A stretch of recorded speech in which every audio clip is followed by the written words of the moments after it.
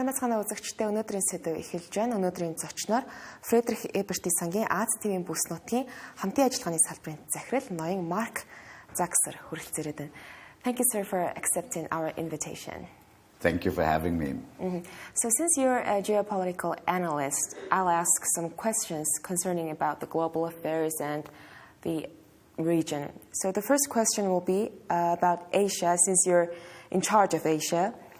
How do you perceive the evolving geopolitical situation landscape in Asia, especially the biggest players like China's and Japan and India's role in this region? Well, I think it's important that we try to look at the situation from different perspectives at the same time so that we can understand the motivations of the big players, the biggest players obviously being the United States as well as China. And I think China looks at the map of Asia and it feels encircled by the United States and its allies. It feels in particular worried about the Strait of Malacca, which is a very narrow choke point off the coast of Singapore, only 16 kilometers broad. So you can interpret everything China has been doing the last 10 years as trying to break out of this encirclement westward towards Europe. That is the Belt and Road Initiative. And it has very important side arms through Pakistan and Myanmar. So that actually helps China to circumvent the Strait of Malacca and access the Persian Gulf and actually have secure its energy supplies like that. And eastward, it pushes into the South China Sea and the East China Sea, and actually the neighbors there, Japan as well as the ASEAN countries, feel threatened by this behavior. Ultimately, I think what China tries to do is to push into the open Pacific, right? And if you look at that same actions from the perspective of Washington, they feel that this is an aggressive military peer that is pushing into the Pacific for the first time since Pearl Harbor, and therefore threatens the U.S. positions on Guam, Hawaii, and the West Coast.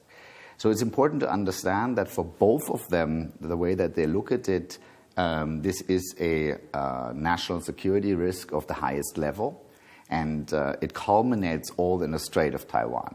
Mm-hmm. So when we talk about China, we got to talk about Taiwan, I guess, since the election's coming. Before we talk about the election, how do you see China and Taiwan's relationship in the near future, and what needs to be done to make stability in this region? Well, most of the states around the world, including the United States and my country, Germany, recognize the One China policy. Mm-hmm. But there has been, from both sides, the US and China, certain moves in the last, let's say, 2 or 3 years that have created a situation which is less ambiguous. So there have been visits and military moves that actually made the situation way more complicated. So the big worry is that if a conflict would erupt over Taiwan, it would be very difficult to contain. Mm-hmm. And that's why the two sides, the US and China, need to talk about their red lines. And if you watched Presidents Biden and Xi in San Francisco at the sidelines of the APEC summit, that's exactly what they did. So they were talking about, this is my red line, this is your red line. When they talk about One China policy, as you mentioned, Germany and US also recognize it, but the USA relationship with Taiwan is actually have some more impact on it, as we can see. So what do they mean that they are recognizing this One China policy? Do they mean they are supporting China or the succession of Taiwan? What is it? Well, the U.S. position has been consistent for pretty much 50 years in this topic, and basically what they say, they will accept whatever outcome China and Taiwan negotiate as long as it's peaceful and as long as it is based on mutual consent, so basically consent of the Taiwanese people, right? Mm-hmm. So the U.S. concern is that whatever form of reunification with mainland China would be done by force, and this is where the U.S. actually draws the line. Mm-hmm. How do you see Taiwan's elections, the results? will it have impact with its relation with China, or how do you see it, the result? Well, I mean, first we have to see how it ends. Yes, of course. But I would say it is all about these red lines. So obviously, the concern in Beijing would be that there would be a unilateral declaration of independence, and that is one of the red lines that China would not be willing to accept, right? So it will be well advised of all responsible stakeholders to not let a situation like this happen. Mm-hmm.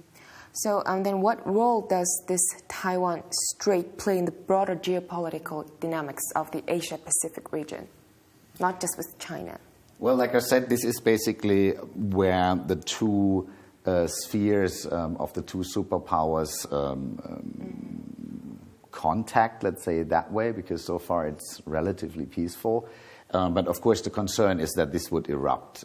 So this could be the trigger point of a larger war between two nuclear-armed superpowers, and it could quickly escalate into a regional war, drawing in the neighbors in the Asia-Pacific and with larger global implications. Mm-hmm. So next question will be related with, of course, the ongoing war with Russia and Ukraine. As an expert or analyst, how do you see that why this war is evolved, and what are the key geopolitical factors influencing this crisis? I think on a larger picture, you can see that this is not the only war that is erupting. We have a couple of conflicts erupting all around the world. So it seems to be an indication that the Pax Americana, basically the period of stability after the Cold War ended, is coming to an end, and we're entering a new era. We're entering a new global constellation, right? And there are a couple of powers that actually want to see a different order, Russia being one of them. So what Russia did is actually it violated the letter as well as the spirit of the Charter of Paris, which was negotiated at the end of the Cold War, and is basically the security architecture of Europe. And it says very clearly that no country can violate borders in any which way, especially not by force. So that means the European security order has been upended, and we are in an open situation and have to find a way forward how we can actually reconstruct one. Okay. So in your opinion, what are the potential consequences of the conflict for European security and stability? Well, right now we are in an extremely unstable situation. I would assume that Putin is waiting for the result of the American election. So that means the beginning of 2025, 1 year from now, is a situation when maybe new judgments can be made. But that would mean it's quite likely that we see 1 more year of war. 1 more year. So you mean it will continue for like 3 years? That I don't know, but I would say if we talk again at the beginning of 2025, I would be afraid that this war is ongoing. Mm-hmm. Another question is, in your opinion, what region is more affecting? What region this war is affecting more? Is it Asia Pacific or Europe or the alliances, EU or NATO? Well, it is obviously a war in the middle of Europe. So, of course, Europe is directly impacted by this in a very direct way. But there's been global ripple effects, shockwaves, so to say, if you think about food security, if you think about inflation, if you think about the spike in the energy prices, that was really felt all around the world. The worry, I would assume, of the U.S. allies in the Asia-Pacific is that the U.S. is being bogged down at this part of the world, which also includes the Middle East, and will be spread thin and does not have the capacity to basically tackle 1 more conflict in this region. Mm-hmm. Specifically, with the conflict ongoing, how do you foresee it affecting the alliances and partnerships among the EU and NATO? Well, I mean, if you're sitting at the Asian side of the Eurasian table, I'm sitting at the European side, the worry is that the American security blanket is too short, right?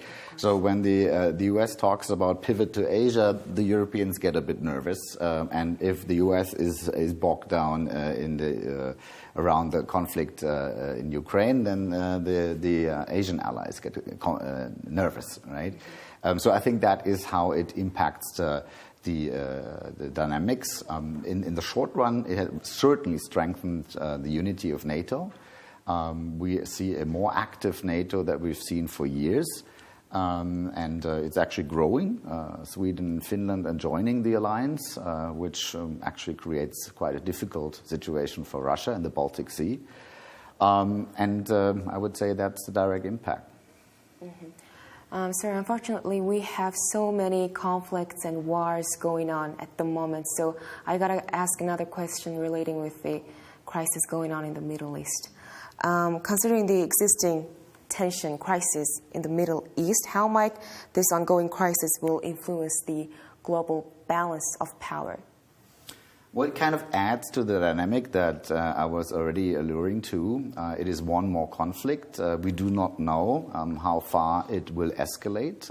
If you see that there have been attacks on the container ships in the Red Sea by the Houthi rebels in Yemen, you can see there is a potential for this conflict to escalate beyond the Near East. And of course, the United States, as the security guarantor or the guarantor of open sea lanes in the world, will have a role to play in this conflict. But it is the second massive conflict in the world.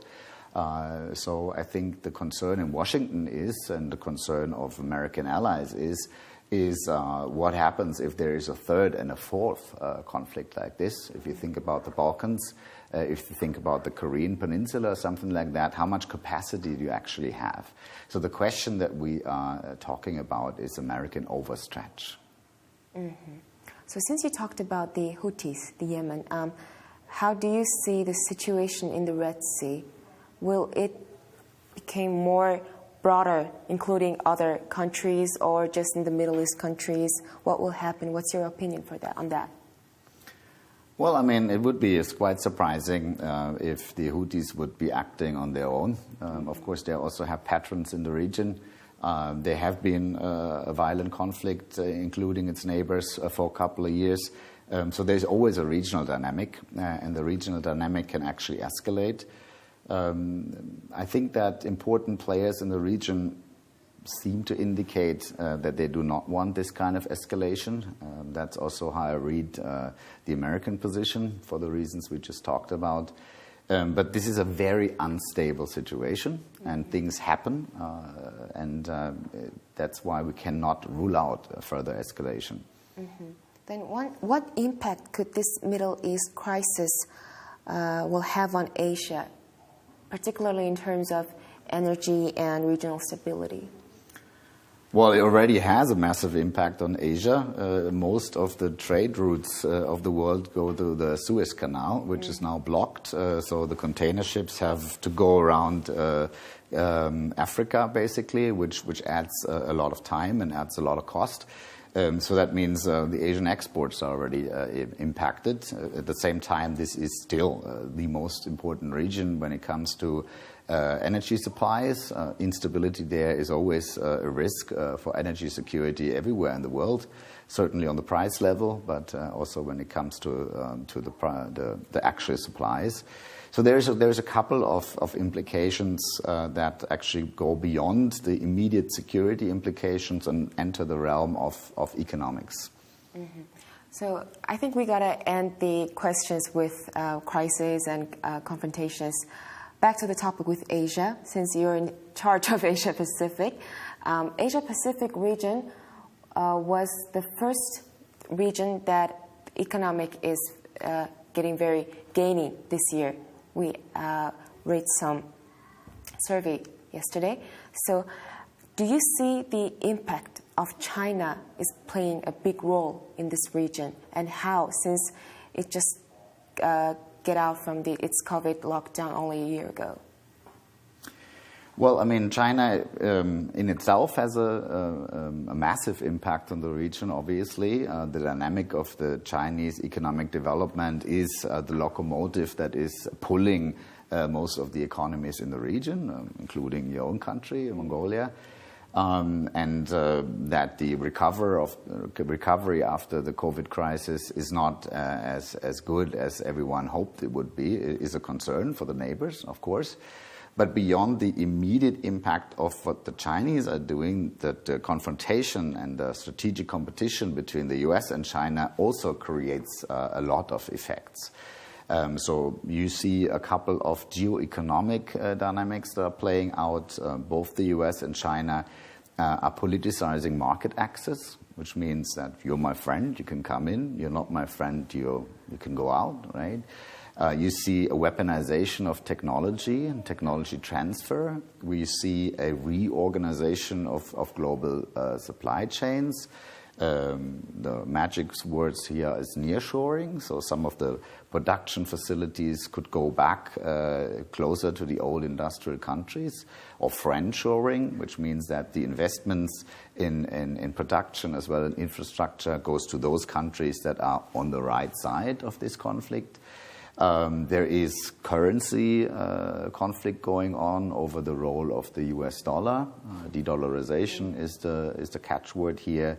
And so on. There's a couple of developments that, if you take them together, looking from the perspective of a developing country in Asia, there is a concern that this will negatively impact on the development model. Right? So if you look at what most Asian economies have been doing for the last 30, 40, 50 years, it is based on cheap labor, export-led growth, and catch-up industrialization.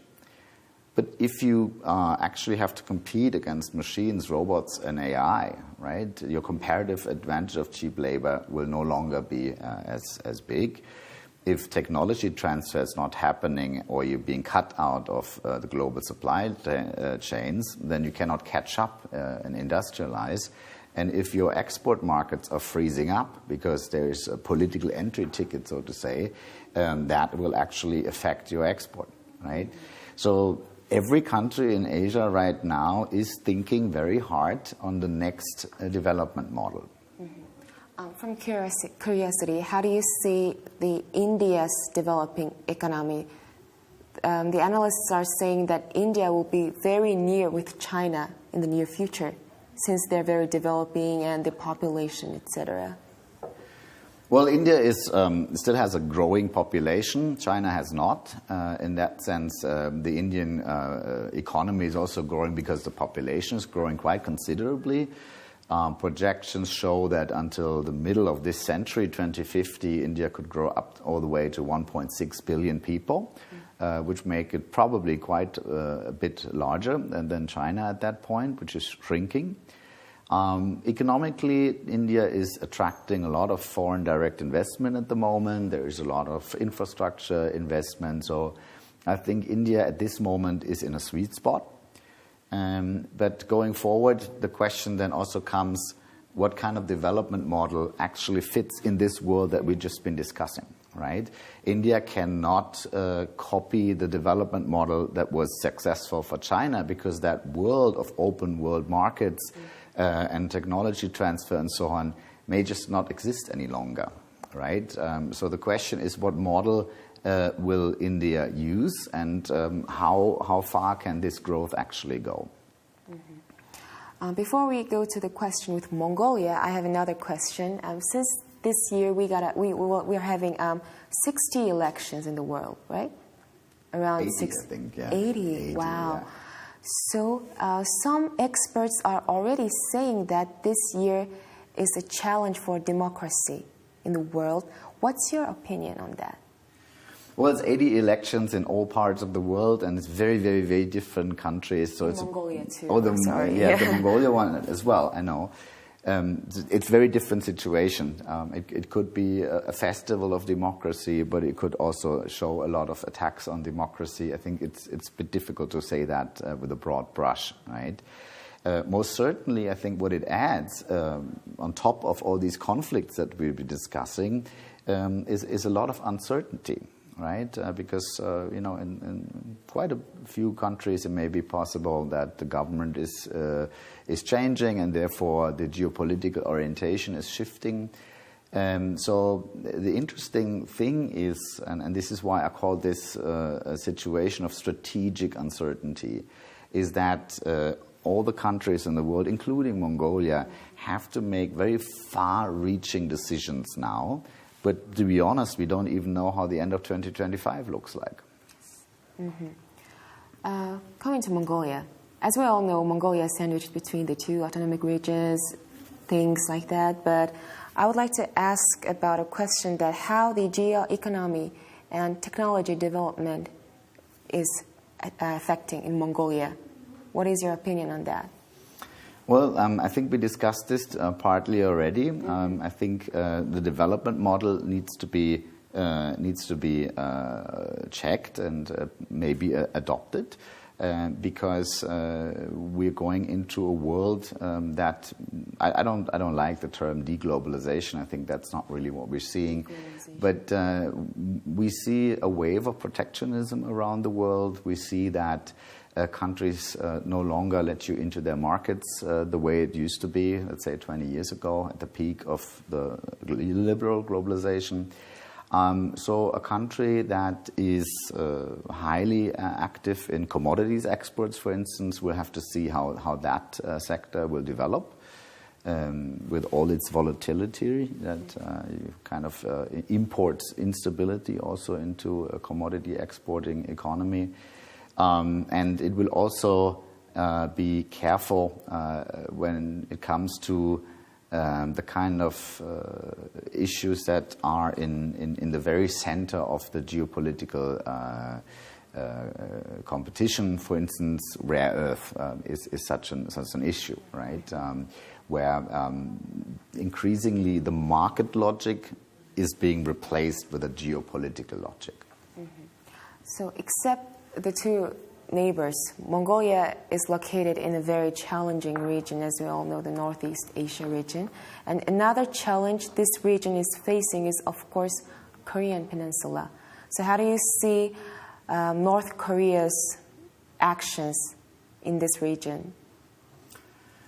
Well, there have been a new series of provocations, I understand. And if you kind of connect that, and this is of course speculation now, but if you connect that to the conversation that we had over this American overstretch, I cannot help but notice that there have been a summit between Russia and North Korea in September. On paper, it was about the delivery of artillery shells and so on. But it seems to be a little bit more than a coincidence that these provocations are coming now, right? And I think it will create a situation where there's just one more conflict in the world to attend to. Does not mean that this will go all out, but it is just another hotspot of concern. Unfortunately, we're reaching the time, so I got to ask you the last question. As you are the geopolitical analyst, how do you see, or I mean, how are you predicting this year in global security area, global security affairs? Well, it will be another year of instability. It will be a year where the conflicts that have already started may go on one way or the other. I would not be surprised, unfortunately, if more conflicts would be added to the mix. So I think it is a year of instability and uncertainty. And it will continue this year? I would think so. Sadly, I have the same opinion too. Sorry. Yeah. Okay. Thank you very much, sir, for accepting our invitation. We have lots to talk, but we only have 30 minutes, so it's the end of our topic. Thank you very much. Thank you for having me. Үзэгчдээ Тэнгэр телевиз өнөөдрийн сэдвт Фредерик Хербертийн сангийн Аз ТV бүс нутгийн хамтын ажиллагааны салбарын захирал Марк Saxer оролцлоо.